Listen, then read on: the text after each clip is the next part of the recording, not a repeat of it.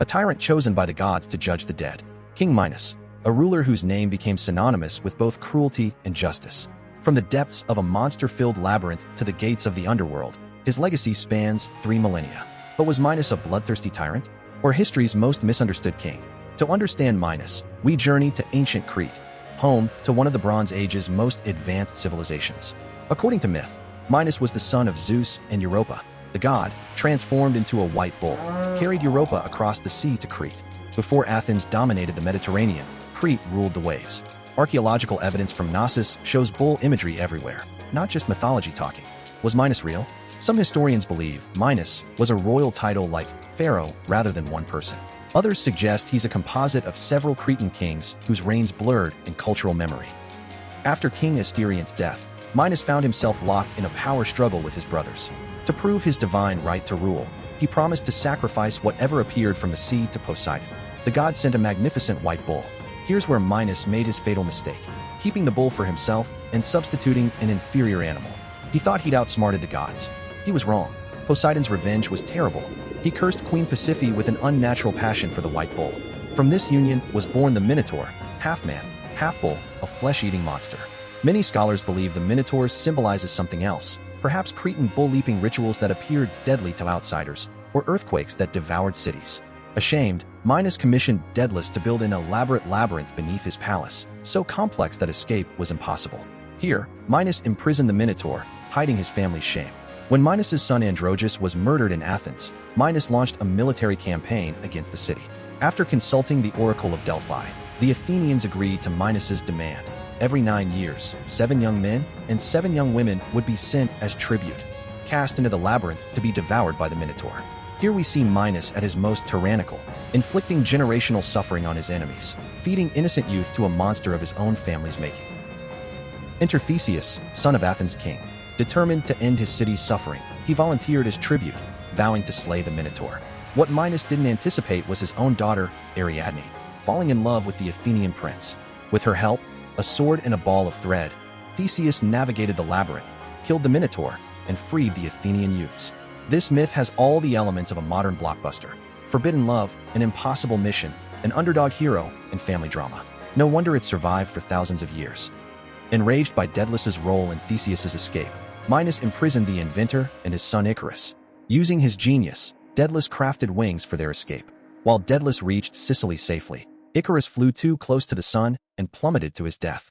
Determined to recapture Daedalus, Minos traveled city to city with a puzzle only Daedalus could solve, threading a spiral seashell.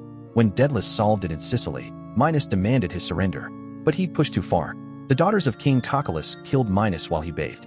The mighty king who defied a god and terrorized Athens met his end far from the throne he'd schemed to obtain. Death wasn't the end of Minos' story. In mythology's most fascinating twist, the tyrant king became a judge of the dead in the underworld. As Virgil wrote in the Aeneid, Minos shakes the urn. He calls the silent assembly of the dead and learns their lives and the charges against them. The merciless ruler was now tasked with ensuring justice in death, weighing souls and determining their eternal fate. Why would the gods select a flawed ruler for such a role? Perhaps his understanding of both justice and injustice made him uniquely qualified to judge others. Minos wasn't just a tyrant, but a revered lawgiver. Ancient sources claim he received divine laws from Zeus every 9 years in the Idaean cave. His governance was sophisticated. His brother Rhadamanthus oversaw justice in cities, while Talos, a bronze automaton, patrolled rural areas. Dr. Sarah Morris of UCLA suggests the Minotaur legend reflects cultural tensions. The labyrinth represents the complex palace structures of Knossos, which appeared threatening to the simpler societies of mainland Greece.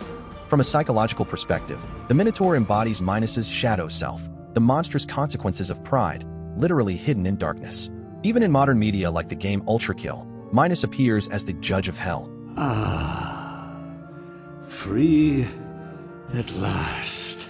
A tragic figure, imprisoned yet still a righteous judge. It's fascinating how this ancient character continues to resonate with modern audiences as a symbol of justice corrupted by power. Archaeological evidence shows a massive volcanic eruption around 1600 BC devastated the region. Could this explain elements of the Minos legend? The labyrinth's disorienting passages might echo navigating earthquake-damaged buildings. The tribute might represent actual political relationships between Crete and mainland settlements. Unlike most Greek rulers, Minos spans both the mortal realm and divine afterlife. Consider Agamemnon, who sacrificed his daughter to appease the gods, an act not unlike Minos's tributes. Yet Agamemnon never transcended his human status, remaining merely a shade in the underworld. Odysseus shares Minos's cunning and also faced Poseidon's wrath, but his story ends with his return home. Minos's continues beyond death. Then there's Sisyphus, who tried to outsmart the gods and received eternal torture. Minos, despite defying Poseidon, became an agent of divine justice. What did the gods see in Minos that they didn't see in Sisyphus? Perhaps most telling is the comparison with his brother Rhadamanthus, described as inherently just. Yet both served as judges of the dead, suggesting Minos's complex understanding of justice and injustice was equally valuable. Having experienced both the burden of kingship and temptations of tyranny made him the perfect judge, not just of laws, but of the human condition itself. King Minos challenges us to reconsider justice, power, and redemption. Was he the tyrant who fed innocence to a monster?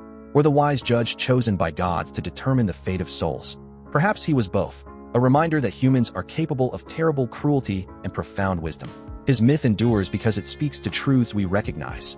Power corrupts, actions have consequences, and even the mighty face judgment.